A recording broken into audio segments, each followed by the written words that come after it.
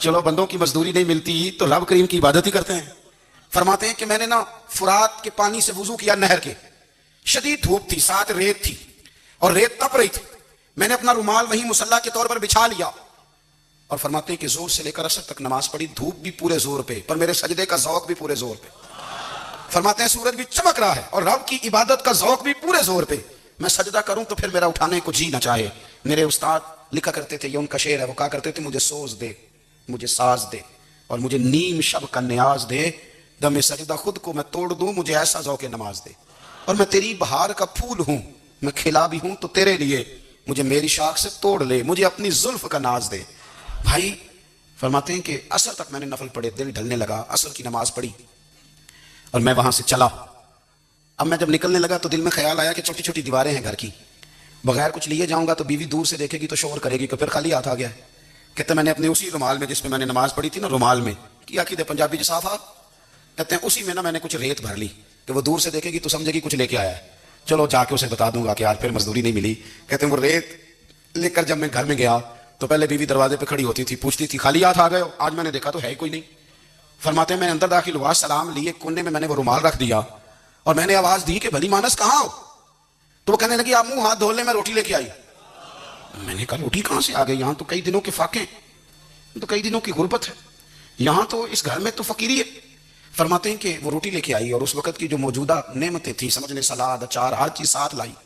میں نے کہا کہ بچے کہاں گئے؟ کہنے لگی وہ کھانا کھا کے کھیلنے گئے, آپ کھانا کھا لیں آ جاتے. کھانا اس نے چن دیا.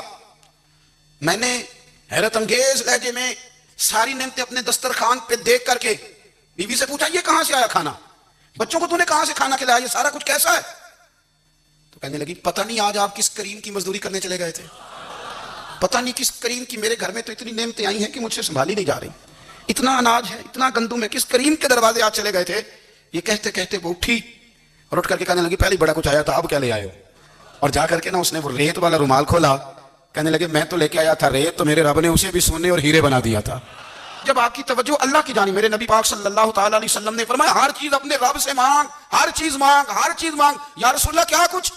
میرے محبوب نے فرمایا تیرے گھر میں نمک بھی ختم ہو جائے تو وہ بھی اپنے رب سے مانگا کر, تو مانگنا وہ تجھے دے گا, تو اس کی بارگاہ میں کشکول طلب دراز تو کرنا. اور ترمذی شریف میں عجیب لفظ ہے, رسول کائنات نے فرمایا, رب کریم فرماتے ہیں جب میرا بندہ ہاتھ اٹھاتا ہے نا تو مجھے حیا آتی ہے کہ میں خالی کیسے لوٹا دوں اس کے, اتنے بڑے بادشاہ کی بارگاہ میں. او بھائی لوگوں سے عزتیں تلاش کرتے ہو تو وہ کیا تمہیں عزت دیں گے, وہ تو کل اچھا کہتے ہیں پرسوں برا کہنے لگ جاتے ہیں. لوگوں کے سامنے گڈ بک میں آنا چاہو گے تو وہ تو سویرے تمہارے بارے میں کچھ کہیں گے, شام کچھ اور کہیں گے. اپنی روحانی زندگی آباد کریں, اپنے مسلح کو وقت دیں اور دنیا سے چھپ کر اس موبائل کو بند کر کے اور اپنے آپ سے بھی چھپ کے اور تنہا ہو کے چھپا کے سارا کچھ اپنے آنسو اپنے رب کی بارگاہ میں پیش کریں, اس کے حضور حاضری دیں. سنو نا ترمذی کی حدیث اور اسے یاد رکھنا, نبی پاک علیہ السلام نے فرمایا اپنے دکھ لوگوں کے سامنے نہ بیان کرنا, سیٹھوں نوابوں کو نہ بتاتے پھرنا, دنیا داروں کے سامنے جا کے نہ رونا کہ میں تکلیف میں ہوں. فرمایا اگر دنیا داروں کو دکھ بتاؤ گے رب تمہیں کبھی غنی نہیں کرے گا, اور لوگ ہیں کہ الٹا مذاق اڑائیں گے. آپ کی جس سے بڑی پکی یاری ہے نا, پکی, وہ تب تک پکی ہے جب تک آپ نے 50,000 مانگا نہیں, اور جس وقت آپ نے کہہ دیا کہ میں مجبور ہوں میری مدد کر تو پھر ختم ہو گئی دوستی. لوگوں کے تعلقات آپ کے ساتھ تب تک ہیں جب تک آپ ان سے کوئی ضرورت وابستہ نہیں کرتے. کریم ابو فرمانے لگے بندوں کے سامنے دکھ نہ بیان کرنا, اللہ تجھے کبھی غنی نہیں کرے گا. تو اپنے دکھ اپنے رب کو بتا, تو دعائیں مانگ, تو اس کی بارگاہ میں حاضر ہو, تو اس کے حضور عرض کر. فرمایا اپنے دکھ اپنے رب کو بتا, وہ جلدی کرے یا دیر سے کرے تجھے ساری دنیا سے بے نیاز کر دے گا, تجھے کسی کا محتاج نہیں رہنے دے گا. اپنے مسلح کو, اپنی دعاؤں, ایک بزرگ فرماتے ہیں میں نے دعا مانگنے کا طریقہ اپنی بیوی سے سیکھا. دعا مانگنے کا طریقہ اپنی, سیکھنے والے تو اپنے بچوں سے بھی سیکھ لیتے ہیں, سیکھنے والے تو ہر ایک سے سیکھتے ہیں. وہ کہتے ہیں میں نے دعا مانگنے کا سلیقہ اپنی بیوی سے سیکھا ہے. حضرت وہ کس طرح؟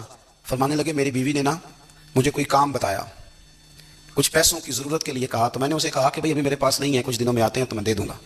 عورتوں کی عادت ہوتی ہے وہ بار بار یاد کراتی ہیں. 2-4 دنوں کے بعد پھر اس نے کہا حضرت وہ میں نے کہا تھا کچھ پیسے, میں نے اسے کہا کہ ابھی میرے پاس نہیں ہے, کچھ دنوں میں ملتے ہیں تو میں تمہیں دے دوں گا. اس نے کچھ دنوں کے بعد پھر کہا حضور وہ میں نے کچھ پیسے کہے تھے. فرماتے میں نے ڈانٹ دیا, میں نے کہا کہ کیا تو روز مجھے شرمندہ کرتی ہے, کہا نا میرے پاس نہیں ہے, ہوں گے تو دے دوں گا, تو روز یاد کراتی ہے. فرماتے ہیں اس نے پہلے تو میری ڈانٹ کو سہا, پھر میرے سخت جملوں نے اس کی آنکھوں میں آنسو پیدا کر دیے, پھر اس نے اپنے آنچل میں اپنے اس دکھ کو سمیٹا, اور پھر اس نے ایک جملہ کہا تو میں رو پڑا, اور مجھے اپنے رب سے مانگنے کا طریقہ آ گیا. مجھے کہنے لگی حضرت جی آپ نے ڈانٹ دیا, میں نے سہ لیا, پر آپ ہی میرے شوہر ہیں, بتائیں نا آپ سے نہ کہوں تو میں کس سے جا کے کہوں. فرماتے میں رو پڑا اور میں کھل کے رویا, اور میں تڑپ کے رویا اور پھر میری سسکیاں بند گئیں. تو مجھے کہنے لگی آپ کو کیا ہوا؟ میں نے کہا مجھے بھی دعا مانگنی آ گئی ہے. جب میں اسے کہوں گا نا اللہ تو ہی میرا رب ہے, میں تجھ سے نہ کہوں تو میں کس سے جا کے کہوں؟ میں کیوں کسی بندے سے سوال کروں؟ میں کیوں کسی دنیا دار سے کہوں؟ میں تیرے بندوں کا نیک بندوں کا وسیلہ لے کے تیرے محبوب کی غلامی لے کے تیری بارگاہ میں آیا, تجھ سے نہ مانگوں تو کس سے مانگوں؟ سمجھ آ گئی ہے. جب میں اس رنگ میں مانگوں گا تو پھر رب میرے اوپر بڑا ہی فضل فرمائے گا, وہ میرے اوپر بڑی رحمت کرے گا, وہ میرے لیے آسانیاں کرے گا. عزیز دوستو, ہم اس طرح کرنے لگے ہیں کہ ہم نے نا اپنے تعلقات پر اعتماد کرنا شروع کر دیا ہے. میرے تعلقات بہت ہیں. ہم نے اپنی دولت پر اعتماد کرنا شروع کر دیا ہے. میرے پاس دولت بہت ہے. ہم نے اپنے علم پر, اپنی شہرت پر اعتماد کرنا شروع کر دیا کہ میرے پاس فلاں چیز بہت ہے. یاد رکھنا, جب بے نیاز اپنی صفت بے نیازی دکھاتا ہے تو بڑی بڑی دولتوں والے مجبور نظر آتے ہیں. بھائیو, جب انسان کا رشتہ اپنے مالک کے ساتھ ہوتا ہے پھر تو غم بھی کچھ نہیں کہتے, پریشانیاں بھی کچھ نہیں کہتی, پھر تو زندگی صبر والی, پھر تو زندگی توکل والی, پھر تو زندگی بھروسے والی. پھر انسان اپنے آپ کو رسوا نہیں کرتا. دنیا داروں سے امیدیں اس کی ختم ہو جاتی, امیدیں اللہ رسول سے لگا لیتا, مضبوط ہو جاتا ہے, مضبوط طاقتور ہو جاتا ہے, خوددار ہو جاتا ہے, باوقار باعزت ہو جاتا ہے. حضرت بہلول دانا رحمۃ اللہ علیہ بیٹھے تھے تو ہارون رشید حج کر کے آ رہا تھا. تو رستے میں حضرت شیخ سے ملاقات ہو گئی تو السلام علیکم کے بعد کہنے لگا حضور کوئی حکم ہو تو بتائیے گا. تو حضرت بہلول دانا فرمانے لگے تیرا رب کون ہے؟ اس نے کہا اللہ. تو فرمایا میرا کون ہے؟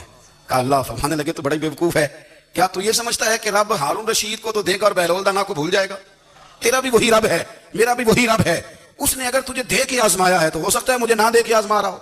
جب اس کی حکمت کے تقاضے ہوں گے تو عطا کرے گا اور دے گا. تجھے اپنا کام کر. بھائی, اپنی روحانی زندگی, اپنی عبادات, اپنے وظائف, اپنے روزمرہ کے معاملات, اپنی دعائیں, اپنا استغفار. دیکھو کوئی مشکل کام تو نہیں, 2 رکوع ہیں سورہ واقعہ کے, اگر رات کو پڑھ لی جائے تو. میں کس طرح یہ بات بیان کروں کہ تعویذ بانٹنا آسان ہے اور وظیفہ بتانا مشکل ہے. سارا دن تعویذ بانٹیں تو لوگ لینے کو تیار ہیں, اور اگر آپ وظیفہ بتائیں تو کہتے ہیں تو مشکل کام ہے. او خدا کے بندے, اگر آپ کا تعلق قرآن پاک کے ساتھ مضبوط ہو, قرآن پاک کے ساتھ اگر آپ کا رشتہ ہو, لوگ سفارشیں ڈھونڈتے ہیں نا دنیا میں, کوئی تعلق مل جائے تو میرا کام ہو جائے. دنیا میں اتنا مشکل معاملہ ہے, آخرت میں مجھے بتائیے گا کتنا مشکل معاملہ ہوگا. میرے نبی پاک صلی اللہ تعالی علیہ وسلم نے فرمایا جو لوگ سورہ ملک پڑھا کرتے تھے نا, سورہ ملک, یہ سورت ملک قیامت میں ان کی سفارش کرے گی اور اس طرح کرے گی کہ کہے گی اے اللہ یہاں اس بندے کو جنت میں داخل کر دے یا مجھے قرآن پاک سے علیحدہ کر دے. تو رب فرمائے گا جا اس کا دامن تھام کے اسے جنت تک پہنچایا. آپ بات کو سمجھیں, جب آپ کے تعلقات اپنے معاملات کے ساتھ مضبوط ہوں گے, یہ نبی کریم نے وعدہ کیا ہے کہ تو سورت واقعہ پڑھ تیرے گھر میں فاقہ نہیں آئے گا. حضرت عبداللہ ابن مسعود رضی اللہ تعالیٰ عنہ بیمار تھے تو حضرت عثمان غنی رضی اللہ تعالیٰ عنہ تیمارداری کے لیے تشریف لے گئے اور جا کر کے کہا کہ آپ بڑے بیمار ہیں, آپ کی بیٹیاں زیادہ ہیں, میں چاہتا ہوں کہ خزانے میں سے کچھ مدد کروں. تو سیدنا عبداللہ ابن مسعود رضی اللہ تعالیٰ عنہ اٹھ کے بیٹھ گئے اور کہنے لگے امیر المومنین, اللہ آپ کو میری طرف سے, میری بیٹیوں کی طرف سے بہتر صلہ دے. میری بیٹیوں کو کسی خزانے کی ضرورت نہیں, میں نے انہیں خزانہ دے دیا. کہا جناب آپ نے کون سا خزانہ دیا ہے, میں آپ کے مالی معاملات کو جانتا ہوں. تو فرمانے لگے امیر المومنین, میرے نبی کریم نے فرمایا ہے جو سورت واقعہ پڑھے اسے کبھی فاقہ نہیں آتا, میں نے بیٹیوں کو یاد کرا دی ہے, یہ خزانہ میں نے انہیں دے دیا ہے. وہ سارے والدین سنیں جو بیٹیوں کے لیے پریشان رہتے ہیں. حضرت عبداللہ ابن مسعود نصیحت کر رہے ہیں, فرمانے لگے میں نے سورت واقعہ یاد بھی کرا دی ہے, پڑھنے کی عادت بھی ڈال دی ہے. حضور نے فرمایا ہے جو سورت واقعہ پڑھے اسے فاقہ نہیں آتا. کہنے لگے چاند تو اپنی جگہ چھوڑ سکتا ہے, سورج گر سکتا ہے, تارے ٹوٹ سکتے ہیں, پر مدینے والے رسول کی بات غلط نہیں ہو سکتی. حضور نے فرمایا فاقہ نہیں آئے گا تو انشاءاللہ کبھی بھی نہیں آئے گا. کرنے کا کام یہ ہے کہ ہم اپنے معاملات, اپنی عبادات, اپنی دعائیں, کبھی 10 منٹ عادت ہو جائے نا دعا مانگنے کی علیحدہ سے رات کو.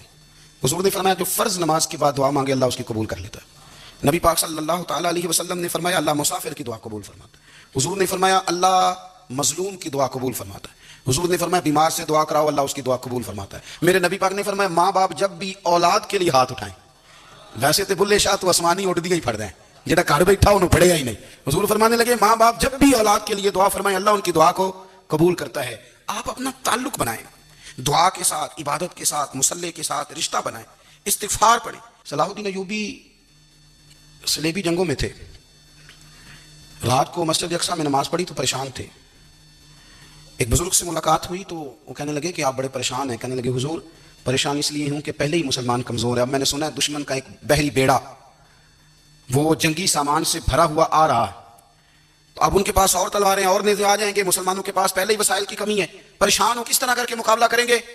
یہ بات کہتے ہی صلاح الدین ایوبی نے بزرگوں سے کہا حضور آپ بھی دعا کرنا, دعا کی بڑی طاقت ہے. میرے نبی پاک نے فرمایا دعا مومن کا ہتھیار ہے, دعا مومن کا, دعا مومن کا. حضور نے فرمایا تقدیر کو سوائے دعا کے کوئی چیز نہیں بدل سکتی. دعا مومن کا ہتھیار ہے, یہ کافر کے پاس کوئی نہیں, یہ ہتھیار ہے مومن کا. اللہ کرے آپ کو سمجھ آئے. پھر سنیں کئی بار کیا چکا ہوں, یہ ہتھیار ہے. کافر کے مقابلے میں جو تیرے پاس سب سے بڑا ہتھیار ہے وہ دعا ہے. دعائیں کرانی چھوڑ دی, کرنی چھوڑ دی, لینی چھوڑ دی. حضرت سیدنا انس بن مالک رضی اللہ تعالیٰ عنہ فرمایا کرتے تھے, میں نے وہ رنگ دیکھا ہے جب حضور دعا مانگتے تھے اور حضور کی مقدس آنکھوں میں آنسو بھی ساتھ ہی بہا کرتے تھے. میں نے وہ انداز دیکھا ہے. تو صلاح الدین ایوبی بزرگ سے کہنے لگے آپ بھی دعا کیجیے, اور خود رونے لگے اور سر سجدے میں رکھ کے رونے لگے, اور عشاء سے لے کر فجر تک روئے, خوب روئے. صبح وہ بزرگ آئے تو صلاح الدین ایوبی کا خوبصورت اور ہنستا ہوا چہرہ دیکھا. کہنے لگے آپ بڑے خوش ہیں, رات تو میں نے بڑے روتے ہوئے دیکھا تھا. تو کہنے لگے حضور وہ جو بحری بیڑا آ رہا تھا نا وہ پانی میں ڈوب گیا ہے, اب وہ نہیں آ رہا, ابھی خبر آئی ہے تو میں بڑا خوش ہوں. بزرگ کہنے لگے اٹھ سینے سے لگ, اور سن ایک بات, وہ بحری بیڑا پانی میں نہیں ڈوبا, وہ تیرے آنسوؤں میں ڈوب گیا ہے. وہ جو تو رات رویا ہے نا رب کریم کی بارگاہ میں, تو وہ ڈوب گیا ہے. بھائی اپنا مصلے کا, عبادت کا, وظائف کا, اللہ اللہ کا سلسلہ اس کو مضبوط کرے, اپنی دعاؤں کے تعلق کو مضبوط کرے. دعائیں بڑے انقلاب برپا کر دیتی ہیں. ہم تھوڑے تھوڑے نا جب سے خشک ہوئے ہیں نا, خشک, اور میری تو جماعت ہی صوفیاء کی جماعت تھی. ہم تو داتا علی اجمیری کی جماعت سے, ہم تو خواجہ اجمیری کی جماعت سے, ہم تو شیخ احمد فاروق سرہندی کی جماعت سے, ہم تو صوفیاء کی جماعت. ہماری جماعت نے بھی وہ تعلق جو ہمارے بزرگوں نے بنایا تھا. بزرگ اللہ کے قریب کیسے جاتا ہے؟ ہمارے یہاں بہت سارے لوگ کہتے ہیں جی نظر ہو گئی تو کام ہو گیا. بھائی جو بخاری مسلم میں طریقہ ہے نا اللہ کا قرب پانے کا, وہ تو نفل ہے. نبی کریم علیہ الصلوۃ والسلام نے فرمایا بندہ نفلوں کے ذریعے رب کے قریب جاتا ہے, اور اتنا قریب جاتا ہے کہ پھر اللہ اس کی زبان بن جاتا ہے, اللہ اس کی آنکھیں بن جاتا ہے, کان بن جاتا ہے, ہاتھ اور پیر بن جاتا ہے. تو یہ تو عبادت ہے, یہ تو اللہ کی بارگاہ کی حاضری ہے جو آپ کو اللہ کے قریب کرے گی. تو اپنے نماز کو اہمیت دے کے ادا کریں, نمازیں موبائل بند کر کے ادا کریں. لیکن نا کچھ لوگ کہتے ہیں مجھے ٹائم نہیں ملتا نماز کا, تو میں کہتا ہوں یہ آپ نے بڑی ضرورت کی بات کی ہے. مجھے کو میرا پیر بھائی کہا جانا میرے پاس ٹائم نہیں ہے آپ کو ملنے کا, تو میں کہتا ہوں آج کے بعد آنا ہی نہ. میں تم کیا سمجھتا ہے, تم وہ بڑا آدمی ہے, تیرے پاس ٹائم نہیں ہے اور ہمیں ملنے کا ٹائم موج کا. تو آپ نے اللہ رسول کو کہہ دیا ٹائم نہیں. اور عجیب فلسفہ ہے نا, کہا جائے نماز پڑھنے آؤ تو کہتے ہیں کپڑے ٹھیک نہیں, اور کہا جائے کہ آؤ ذرا دعوت پہ چلیں تو کہتے ہیں ایک منٹ ٹھہر میں کپڑے بدل کے آیا. نماز کے لیے کہا تو کہتے ٹھیک نہیں, دعوت کے لیے کہا تو کہتے میں ذرا تیاری کر لوں, یوں جانا مناسب نہیں. یہ معاملہ ٹھیک نہیں. رب تو فرماتا ہے کہ جب تو مسجد میں آئے تو زینت اختیار کر کے آ, خوب ذوق سے دعا مانگے, خوب شوق سے نماز پڑھیں, خوب استغفار کا مزاج بنائیں. آپ لوگوں کے بیچ رہ کے سکھ حاصل کرنا چاہتے ہیں, لیکن آپ کو پتہ ہے کئی کئی مہینے غار ہرا میں رہنا بھی مدینے والے محبوب کا طریقہ ہے. ہر سال اعتکاف بیٹھنا الگ سے, یہ بھی حضور کا طریقہ ہے. مسجد نبی کے اندر دروازہ کھلتا تھا نبی کریم کا, پر گھر کے اندر نفل پڑے نبی پاک. اور حضور فرماتے ہیں کچھ نفل نماز گھر میں بھی پڑھا کرو, گھر کو قبرستان نہ بناؤ. ہمارا گھر اللہ کے ذکر سے آباد ہوگا. اگر ہم نماز پڑھیں گے نا, میں جب سنت پڑھنے کے لیے گھر میں کھڑا ہوتا ہوں تو میرا جو 2.5-3 سال کا بیٹا ہے نا, وہ بھی میرے ساتھ نماز پڑھنی شروع کر دے. اسے پتہ کوئی نہیں نماز کیا ہوتی ہے, لیکن وہ بھی نا سجدہ نام بھی کرنا ہے تو ساتھ لیٹ ضرور جاتا ہے. پتہ چلا بچے لیکچر دینے سے نماز نہیں پڑھتے, نماز شروع کر دیں تو بچے بھی شروع کر دیتے ہیں. ہم جب پریشان ہوتے ہیں تو لیکچر دیتے ہیں, تو لیکچر تو باہر شاید چل جائے, گھر میں کیسے چلے گا, گھر میں تو عمل چلے گا. تو میرے عزیز, آج کے اس روحانی اجتماع میں ہمارے دوستوں نے جو محنت کی, ہم نے بار بار اپنی نیت سے پوچھا خدا ہمیں معاف کرے اگر کوئی ذاتی شہرت ہے, کوئی ہمارے ذاتی مفادات ہیں, رب ہمیں ہدایت دے. ہماری یہ خواہش تھی کہ روحانی اجتماع ہمیں تھوڑا سا اللہ اور اس کے رسول کے جانب مائل کرے, کچھ ہمارا رشتہ مصلے کے ساتھ مضبوط کرے. تمام تعریفیں اللہ تعالیٰ جل مجدہ الکریم کے لیے. درود و سلام نبی کرم نور مجسم شفیع معظم احمد مجتبیٰ جناب حضرت محمد مصطفیٰ صلی اللہ تعالیٰ علیہ وسلم کی ذات والا صفات کے لیے حمد و صلات کے بعد, عزیز دوستوں, بزرگوں اور بھائیوں,